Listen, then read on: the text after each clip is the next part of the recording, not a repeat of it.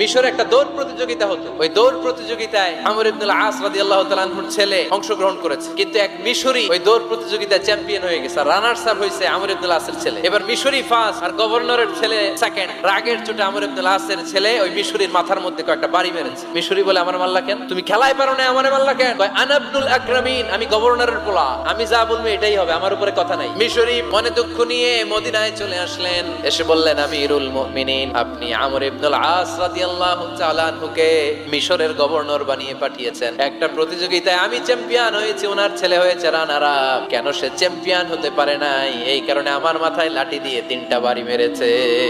ওমর ফারুক বললেন, তাই আগামী বছরের অমুক তারিখ আমি সব গভর্নরদেরকে ডেকে হিসাব নিতে, ওই দিন তুই থাকবি। ওই দিন 7 রাজ্য থেকে 7 গভর্নর হাজির, গভর্নরদের ছেলেরাও হাজির। মিজে একটা লাঠি এনে মিশরের হাতে দিয়ে বলল, এবার তোর মাথায় যতটা মারছে তুই ততটা গুনে গুনে মার, আমি দেখবো। সে বলতেছে, থাক, আপনি